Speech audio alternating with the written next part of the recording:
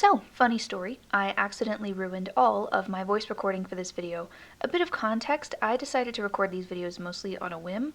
I wanted to be able to tell my parents about the game and figured a visual would help, so a video seemed like the best way to do it. And if I'm already making a video, why not post it? All that to say, I don't have a professional mic, I record using a karaoke mic that's been sitting in the closet.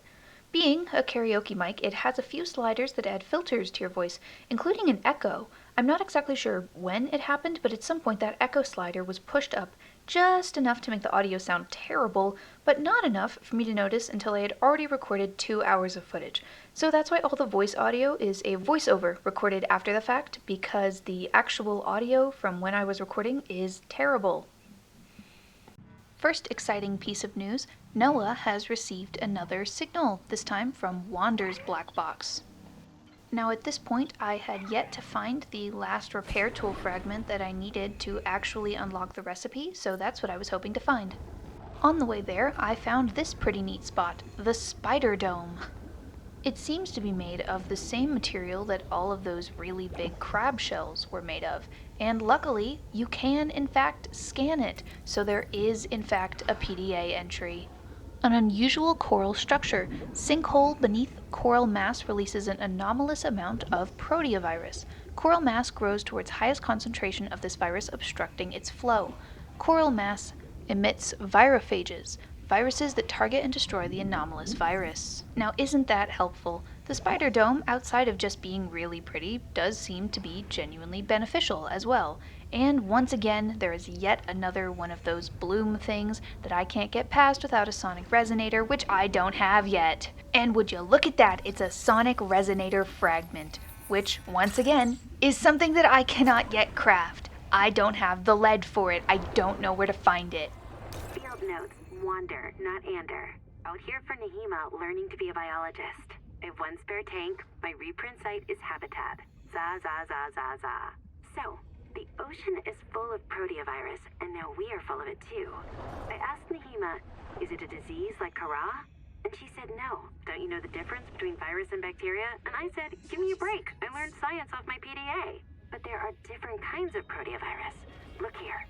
Look how the coral grew over the sinkhole. Like a spider, like a plug. And it's emitting virophages. Virus that kills other virus. One strain of proteovirus is in that coral spider, the normal strain. And it's trying to stop a different strain coming up out of that hole. Nahima calls it the bloom strain. Why would a virus want to kill another virus? I will go check this out. Ultimately, I was unable to retrieve Wander's black box as it was in a cave, and I could not find any alternate entrances to the cave, though I did look around and try to find some. And it did pay off, because I managed to find another thing that I had not seen before, this little left-behind base, and there was some pretty interesting stuff in it. The NOAA of this bunker had been modified without permission. A remote habitat buried in volcanic rock near a tremendous sinkhole or lava tube contains a biobed rigged to upgrade colonists' bodies. License violations have disabled the bed's abilities to reprint lost colonists. Components of a disassembled NOAA terminal scattered around the site suggest that it was used in an attempt to subvert, reprogram, or disable proprietary Altera business intelligence. Some interesting scannables, power storage, a rebreather, and an inventory upgrade from that biobed. Nahima Journal, go.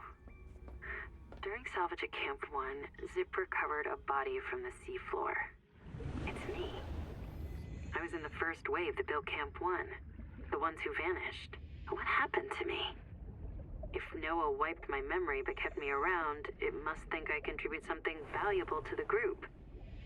Maybe it doesn't have any other ecologists. Or it likes how I scream. The Buddhist kids are right. I am trapped in samsara. Personally, I'd be okay with reincarnation as an animal. Maybe a cool eel. But I just came back as me. Zip gathered my bones for fertilizer. I'm grateful. She's not bad, as humans go. Second exciting thing, a really, really, really big clam. Once I realized that you needed to attach the vehicle fabricator to a moon pool, I decided to go ahead and give my base a little expansion, and stumbled upon this while I was searching for resources. I was hoping to get back to that area full of dead crabs, with how much quartz was on their shells that seemed like the perfect spot to stock up on glass. The Great Jaw. I was a bit concerned that it might try to eat me. I wasn't sure if it was alive or not, so I decided to hope that the PDA could give me the necessary information to approach it a little bit more safely. Great Jaw. Tentatively, Megamaya sudocna, great clam that bites you. An enormous omnivorous clam with a dangerous defensive/feeding strategy. Like earthly bivalves, the great jaw's upper body consists of two mineral shells connected by powerful adductor muscles. The clam's main body, including its digestive organs, heart, and gills, rests inside the shells. The mantle, the same body part that forms the outer skin of a squid, secretes a matrix of bioplastics on which the hard calcium carbonate shell grows. The enormous size of the adult great jaw's shell may take decades or centuries to achieve. The interior of the mantle is lined with motion-sensitive eyes. When the tendons of the adductor muscles are disturbed, the shells close, trapping prey inside. The jaw then secretes domoic acid neurotoxin. Projected symptoms: nerve damage, short-term memory loss, and death. Isn't that comforting to hear? The great jaw's interior is lined with tiny coral polyps, which feed on sunlight with photosynthetic bacteria. The majority of the great jaw's food probably comes from photosynthesis. The great jaw bioaccumulates lithium during its growth. Nodules are expelled by the clam's body to prevent nerve interference. Recommended retrieval. The scanned index specimen is relatively young. No upper size limit can be established, meaning those things can get a lot bigger. Assessment: critical source of lithium but dangerous to dive. Avoid touching tendons. Ensure you have an up-to-date body scan. Now, I was hoping to be able to get some of that lithium mentioned in the PDA. I was so excited I was going to bravely swim to the middle and grab it, but lo and behold, you need a sonic resonator to get it. And, as I've said before, I don't have one of those yet. So, this was fruitless. I didn't get the lithium. I had to just go home with nothing. I barely even managed to find any of the quartz that I had come all this way to get. While on the way back to my base, I ended up finding a few more of these little abandoned bases, and this one had something super duper exciting in it. I had basically resigned myself at this point to making a tadpole with no repair tool because I just couldn't find the fragments for it. But would you look at that right there? A repair tool! Finally! Oh my goodness, I had looked everywhere for one of these, and here it is. Now I can actually fix my tadpole when I get it, instead of just hoping and praying that it never gets attacked. Isn't that wonderful? And with that, it was finally time to extend my base. I have my moon pool, wonderful, a window with a nice view, especially at night. It looks gorgeous with that big purple thing glowing. I've got a scanner, which has proven to be pretty useful since I've built it.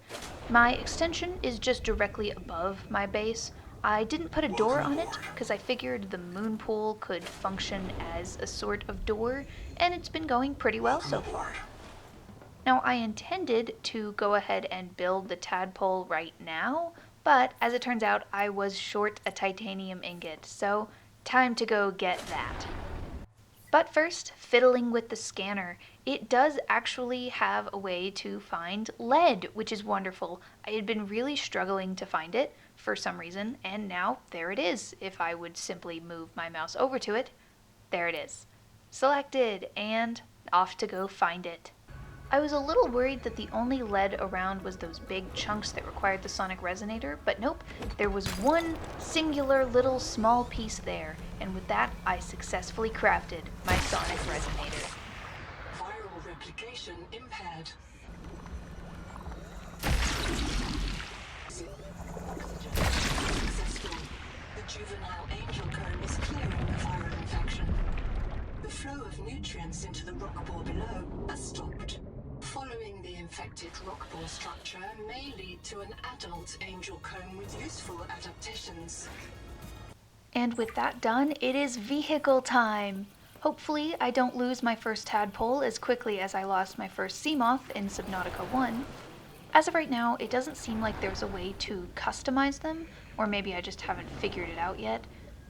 If a way does exist, I will hopefully find it, but if that's something that they haven't added yet, I'm hoping it's coming in the future. The objective of my first expedition with the tadpole was to clear up the rest of that viral bloom and get whatever adaptation the angel comb had. To clear the viral bloom from this region.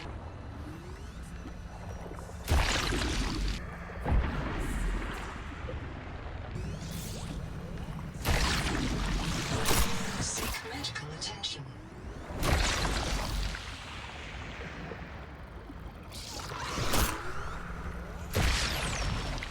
Clearing out that viral bloom sure was fun.